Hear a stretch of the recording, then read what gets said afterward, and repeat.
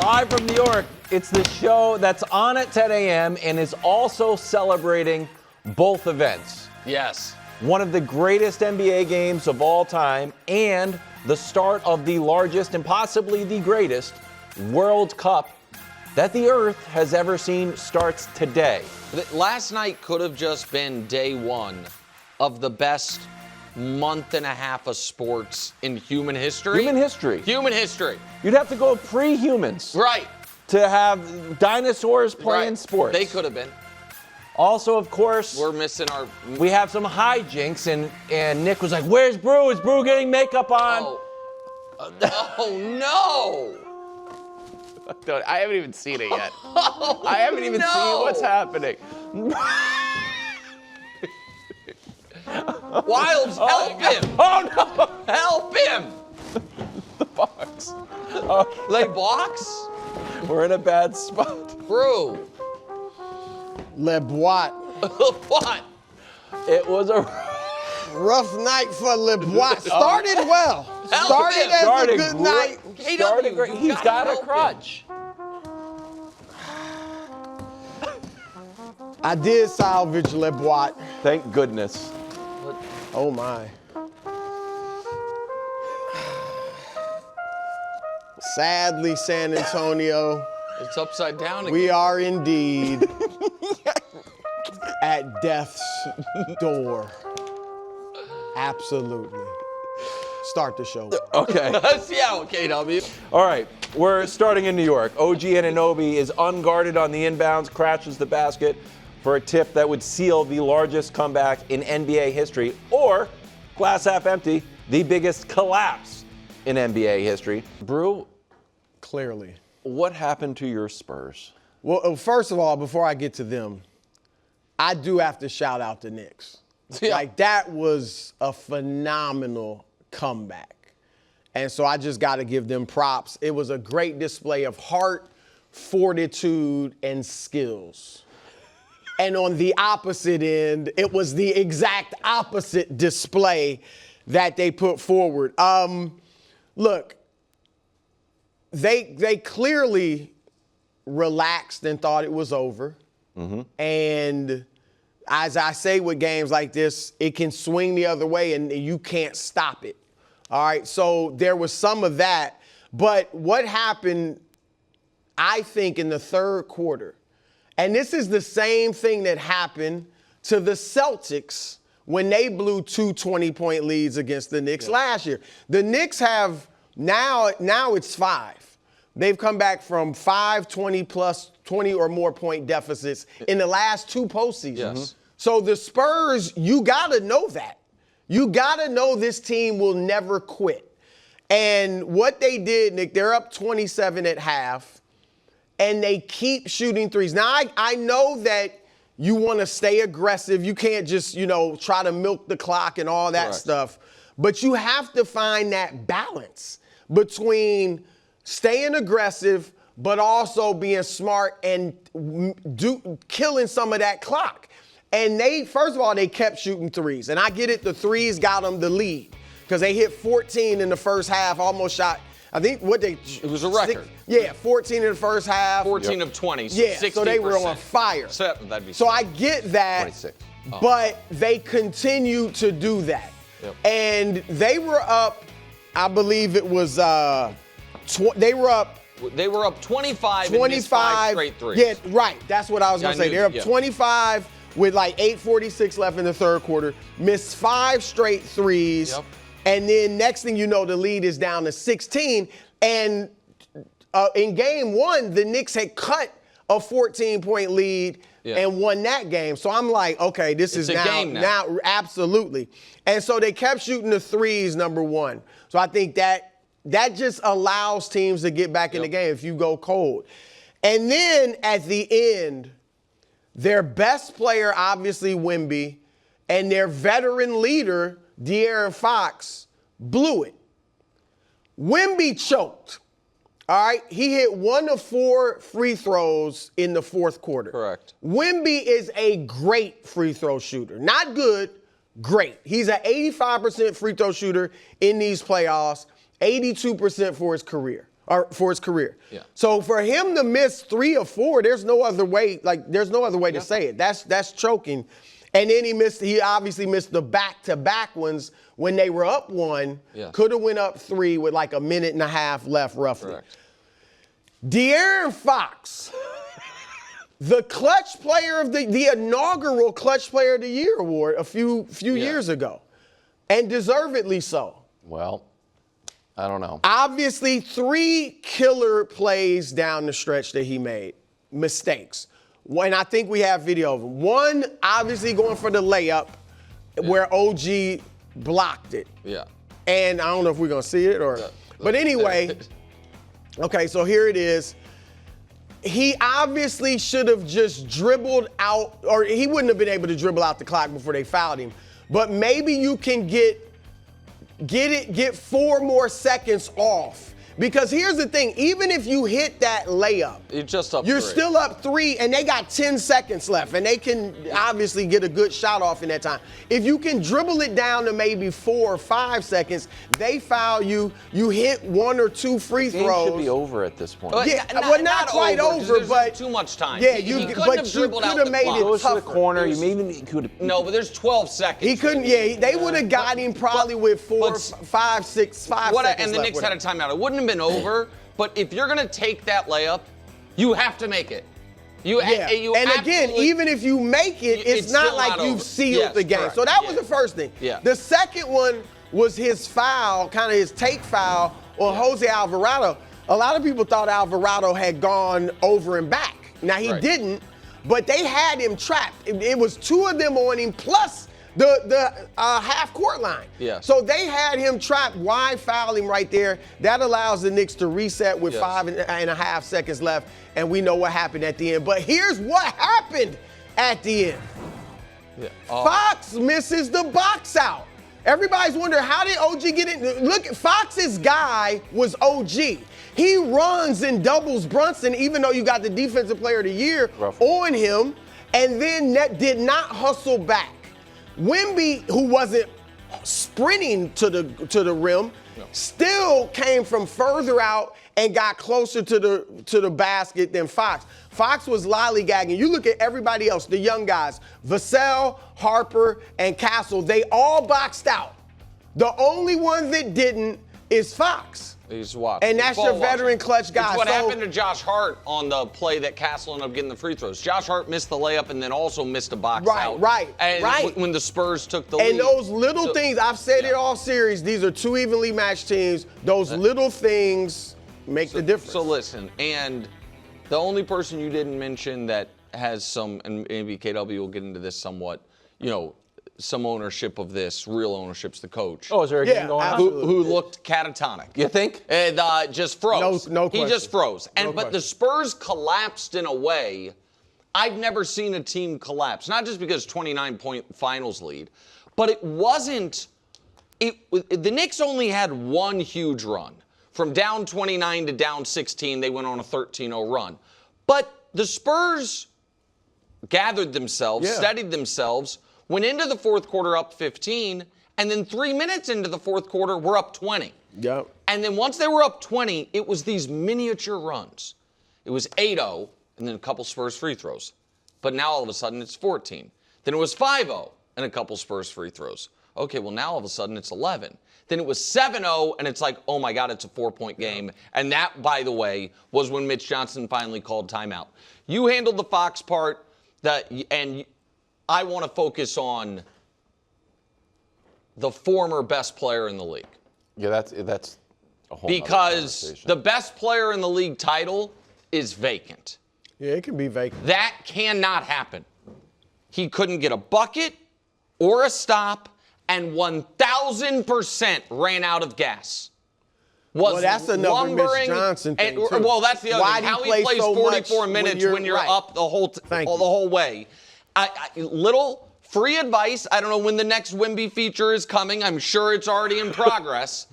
But the next thing I would like to hear when, how he and Carter Bryant spend their time. Mm-hmm.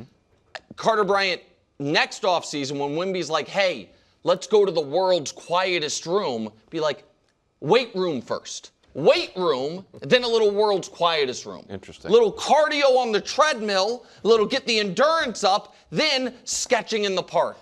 Some of that. Because it wasn't just that he disappeared. It's that Victor Wembanyama, and this is the dance he has been having all year long with the, is it precociousness or is it smug arrogance?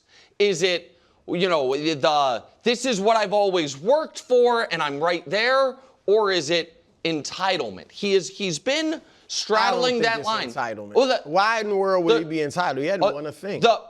I agree. Usually you win something. I agree with you. But this sequence and having the game then go the way it did is worse than the end of game 2 sequence for me. Him's talking that trash to Mitch. Mitch finally being sick of it and saying, okay, take one of these. And Wemby then doing the I'm in your head, clap, clap, clap. So when this was happening, I loved this. Well, yeah. I think everybody loved it. At the time, Everybody loved it. What you don't love is this full screen. If you're going to do that, you can't follow it up with this. From that moment forward, he's 4 of 18. As Brew mentioned, we talk a ton about free throws, how important they are, and obviously free throws are very important. I can't remember the last time a finals game was decided by a superstar's missed free throws. The last finals game that I vividly remember where free throws played a huge role was the Ray Allen game. Manu missed one, Kawhi missed one. Yeah. That was 13 years ago. And, Kawhi was in year 2. Manu is a great player, but not. It's not, I can't call it unprecedented. No. But it was stunning. It was absolutely stunning for a great free throw shooter. Can I stay on that? This is based on, you just ran his last free throw. His form on that second free throw did not look like his form. It reminded me of when he took the last shot in game 2. Like, you don't think this is going in. You are trying to will the ball in. Yeah. That's just what he has. He has an element to what you were saying of not false confidence, but he's not as, I guess it is false confidence. He wants to put up a confident face and front, but he is not confident like Jalen Brunson is confident. No. He's not confident like OG is confident. He's nervous up there. No, he's fine. This is what the finals does to young It did it to LeBron James. It did it to Magic Johnson. This is what it does. He's going to be fine going forward. He doesn't lack confidence, but in that moment, he choked. So I don't think, I totally agree that this is not a statement on who he is or who he's going to be moving forward. I also think that it is... This one drove me crazy. Let me miss another one back to back. It is multiple very interesting, I think, moments of him playing his worst at the most critical spots, which is not what we had come to expect from him. It's not what we saw from him in the conference finals. And the other thing that I do want to say that I think, and this is not, I've talked a lot about the Wemby flagrants, and he finally got an unlucky flagrant. Mm-hmm. The flagrant he got called for is a flagrant, right, but it was unlucky. I believe when he patted Towns on the back afterwards, I thought it was sincere. He knew he caught him, but he didn't mean to. Right. But this was oddly, and maybe it's just coincidental, the turning point. They have their biggest lead of the game in this moment. Dust, if we show it from that moment forward, what the Spurs did, they had 81 points 26 and a half minutes into the game. They scored 25 the next 20 and a half minutes. I guess I did the math wrong there, but you guys followed. I do think it was coincidental. Now, if he had done it purposely and it had been a big, then I think, okay, it would have pointed back to something. But I think it was just an accidental. Well, let's move on to the Knicks side. The Knicks were down 29 points, 27 at half. Then Wu-Tang took the floor. The Spurs kept taking threes, and New York mounted the single best comeback ever. All right, we talked about this earlier. Record went down 20 in the last 2 postseasons. You're not supposed to win. The rest of the NBA is 4-71. The Knicks are now 5-3. And this playoffs, they have 2 20-point fourth quarter comebacks. Yeah, nuts. that's ridiculous. When did you believe the Knicks could win? This is no lie. You guys know I had some guys over to watch the game. Yeah, because we weren't there and weren't invited. Yes. You don't get Most of them were Knicks fans. And as the Spurs are blowing them out in the first half, they're despondent. They think this thing is about over. And I kept saying, I was like, no lead is safe in today's NBA. And I felt that. Like, I did not feel comfortable. And I said maybe 26, 27 points, but generally no lead is safe. And as they began, like in the third quarter, they got it down to 19 and then 16. And I said, look, they came back from a 14-point third quarter deficit in game 1. Yeah. This is now 5 points difference, 19. Then it was 16. And now it's 15 going into the fourth. So I really felt, okay, like all night long, I did not feel comfortable. And so the Knicks, look, we talked a little bit about the Spurs collapse. But Mike Brown, and I hope you do get into Mitch Johnson a little more, but Mike Brown going to Jose Alvarado to play alongside Jalen Brunson. As you said, Nick, earlier, like they had never played together all season. All playoffs. I don't know. I think it might have been all season, but definitely all playoffs. While he talks about Alvarado, dust your shoulders off. I've been on Alvarado. I mean, you are the Alvarado guy. Yo, he was fantastic. The Alvarado guy. 8 points in the fourth quarter, 3 assists, and Mike Brown did it because they're getting the ball out of Brunson's hands. So now we got another playmaker on the floor. And so when you get it, if you get it out of Brunson's hands, Alvarado can make smart decisions versus a Josh Hart, a Mikal Bridges, who are smart players, but they're not ball-handling point guards. Also not scared. Not scared of the moment. No, he loves the moment, obviously. And so and shout out the front office. They got him for 2 second-round picks at the deadline to be like a 5th guard because Deuce McBride has been good for them in the playoffs. And even Tibbs, who hated bench players, trusted Deuce. Deuce didn't have it last night, and so you would have had to stick with him if he wasn't there. Leon Rose and Worldwide West done an amazing hit all job. the right buttons. Before I go, do you want to go, KW? Yes, just briefly. If you're on the internet, you will see a funny trope, usually, of 2 intense coaches, 2 TOO, where a lot of times my guy Hurley at UConn will be the victim of this, where he'll call a timeout and berate the Huskies. And then it will zoom out and it'll say like UConn 75, Creighton 40. But there's no off switch to the intensity. Right. That's the point of it. When you said you were nervous and didn't feel comfy the whole game, the Spurs and Mitch Johnson did not share that attitude. So I will tell you when 109 left in the third quarter. De'Aaron Fox, I don't mean to pick on De'Aaron Fox, is taking the ball up, and he casually just throws the ball across the court for no reason, and Mitch Johnson is in the top right. That is your opportunity to call a timeout and rip everybody. Just rip everybody to shreds. The game is slipping away. Yep. Oddly, you feel it at home, but you did the intensity and nervousness that you had, and I had for 2 reasons. 1, because I was watching the game. 2, because you didn't invite Nick or I to the party, was not shared by Mitch Johnson. He's got 3 timeouts. The lead has gone down now to 18. I thought his performance was maddening, Nick. So, I think he had 4 timeouts, actually. We had 4. I think he had 4, but because he used 1, 2, 3, 4. Correct. Yeah, he used 4 in the fourth. But he also, there was big gaps of time where it felt like he could have used them. And it's funny because Pop was famous for sometimes calling a timeout 1 play into a quarter. For fun. Just be mad. Chat. You all get out the whole 5-minute hockey style. So I obviously believe you, Brew, on how you were feeling.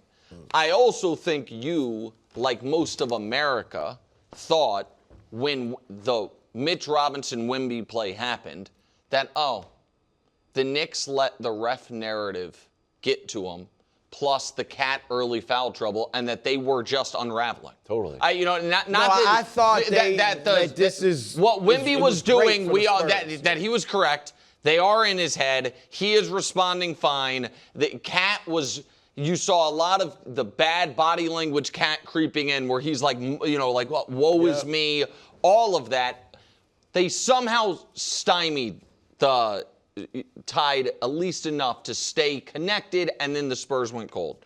So I never thought it was 0%, but I'm going to answer a slightly different question. I'm going to tell you the exact moment that I fully believed the Knicks were going to win.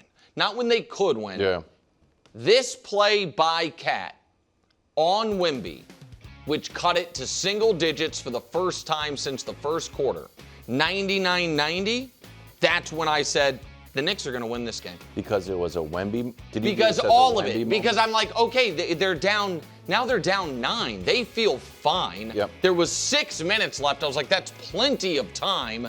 Wemby, to me, it also signified, man, he just got pushed from out the of gas. 3-point line. Right, to like he is, and he didn't jump, and Cat was, feeling, at least Cat had just made the 3. Cat got lucky. He didn't get called. Cat kicked his leg out foolishly on that 3 he made. They didn't call it. Oh, I had the score. So it's 97-88. But it did. This cut it to single digits. In that moment, I said the Knicks are going to win this game. And now they almost didn't. They almost, they did. Josh Hart made the mistake. They fouled Castle. But they are. And then when you add, and I think one of the reasons I felt that way, Dust, if you throw up the clutch points graphic, and we haven't mentioned his name, but Jalen Brunson scored 5 straight points in the final 2 minutes. A 3 and then not a layup, but the little 3 was huge, too. I had that. The 104, 103. Look at this graphic. He's add SGA plus Jokic. The last 4 playoffs. You're at 155. Jalen Brunson is at 154. This is why I didn't like the usage narrative that we were kicking around. I like him. Well, certainly in the clutch. Yeah, this is at the end of games. Yeah. Because people did feel like throughout that game, early on when they were getting blown away, like Brunson's got to move the ball. And moving the ball kind of got him back in. Yeah, and OG obviously, like the OG play will live on forever. But it's just, as soon as they got it to single digits in the 4th, I'm like, man, the Spurs are shook. The Knicks are not. The crowd was unbelievable. Yeah, I thought they were going to win. Shout out to Taylor Swift. So awkward, though. Why? She goes back to Travis like, that was the best game I've ever been at. How to make it to the Super Bowl. Wemby came into this series hailed, at least on this show, as the best player in the league by some. He just watched, sometimes literally, his team blow the largest lead in finals history. He ends the night with 24 points, but has a dreadful second half. Those are great answers. That's the right thing to say. Did the finals change how you view Wemby? I think it will for some. Maybe one person sitting across the table. I think hold on, real quick before. Do you think I've been fair? Maybe critical, but do you think if you don't think I've been fair, that's fine. I haven't torched him. Now we'll see. Wait about 3 minutes. But up to this point, I think I've been measured that it's not an indictment on what his whole career is going to be. Go ahead. And I'm going to go to his image first. Because this is an overstatement. But I feel like heading into these finals, again, this is an overstatement, but I feel it was almost he was universally beloved. Yeah. Right? And now I think there's going to be more polarization about him because of not just the finals, the Nasri elbow, the thing he got away with against Brunson, the trash talking to Mitchell Robinsons, which backfired on. I just think now going forward, he will be more polarized. There will be people that really don't like him, hate him, and people that love him. Even more. Yeah, I like him. I didn't feel like it was. I didn't feel like again. I felt like going into these finals, I feel like, Nick, and maybe I'm wrong, I feel like Michael Jordan was essentially universally beloved outside of Detroit and Knicks fans and things Knicks, like Pacers that. Like, fans, people he wasn't polarizing and all that. Yeah, and you thought I Wemby feel like could... Wemby was heading that way. Now, I think Wemby is going to be, and it's not LeBron's fault of his own, not Wemby's fault, but like LeBron is polarizing. Like you got people that love him, people that hate him. I think Wemby's going to now be kind of on that track because of what's happened in the playoffs. Secondly, his opponents now, the Knicks have given his opponents, and to a lesser degree OKC, kind of a way to deal with him. Like, he's still going to be great, obviously, but bang him. Get physical with him. Don't let him just roll to the rim for these lobs. Like, and so that is, I think, something as well. And then thirdly, these finals have exposed his flaws. Got to get stronger, and I'll leave it to you. Got to get stronger and got to get some post moves. That's correct. So, and I think all you got to do is go this summer and work on that, and you'll be much better for it.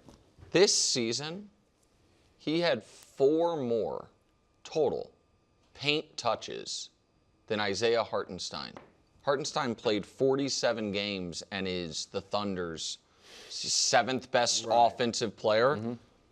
He averaged fewer post-ups a game this regular season than Tobias Harris or LeBron. Like, he was less than... All we talk about is LeBron. Right. So the last thing you said was going to be one of the first things I said. One thing these finals have shined a spotlight on is I think he has 3 right now pretty obvious and very fixable flaws. Much more so like the 07 finals for Bron. In my opinion, he had one obvious flaw in his game. He was not a good jump shooter. Right. And the Spurs packed the paint. They shined a big spotlight on it. And it really took Bron, he won a bunch of MVPs before he became a good jump shooter. So you can have flaws and still be the best player in the league. But I think, so you mentioned strength. You mentioned an offensive package go-to move. I think at the top of that list, though, more than either of those, is conditioning. He is wearing out. Don't you think some of that's the Spurs? You've said that before, and I agree with you, but I think they're not getting him ready over the course of the year. And so he did everything you wanted him to do in that first quarter. Loved it. And was out of gas from that point forward. And I do wonder if the Spurs need to recognize in a odd, very different player, Steph Curry-like way, the reason Steph never played the type of minutes all of the other 12 greatest players ever did was because none of those other guys were doing what he was doing off the ball. Right. Like the running around, all of that. There might be an element of that with Wemby of like, hey, there is no great 44 minutes from him. And in fact, if you play him 44, you're going to get great 14 and mediocre 30. That it's capped at 38. I don't know what it is. Or would you agree? Because I've said. Go ahead. No, go ahead. I was going to say, I said if you play him closer to the basket, then you'd be doing less. We've always felt 7-footers don't have the stamina of a 6-foot point guard. Mm-hmm. And so can he play out on the floor like that on both ends for 40 minutes a night? I don't think, but whatever, certainly you need to play him more minutes in the regular season and then also figure that out. So I think those are, so it was conditioning, strength, offensive package. Because I don't think there's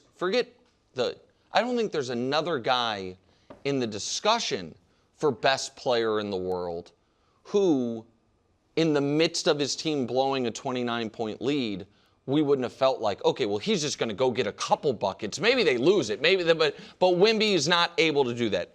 The other thing that these finals, that the long tail of it will be, and to me, in each loss, it's gotten, the late mistake has gotten worse. In each game, he's made one, oh, man. And game 1 was the least egregious. Up, down 4, final minute, dribbles off his foot. Yeah. You know what I mean? That happens. That's physical mistake. Yeah, physical mistake. But again, he's dribbling out. But again, it was 4 points with a minute left, so it's huge. Game 2 is the one, that was the story of the game. This was a little bit of coaching, a little mental mistake, a little youth. But that pass plus the foul. That's the end of game 2. Again, we're talking about De'Aaron Fox knowing to dribble out the clock. Wemby recognizing it's a tie game, we can hold for the last shot, we don't have to push it. And then game 4 yesterday, this video is less exciting than the other ones. But KW's right about the second free throw. Yeah, his form. His form's off, he takes his hand off, and he's like watching it. Yep. So that brew, that will stick to him for at least the time being.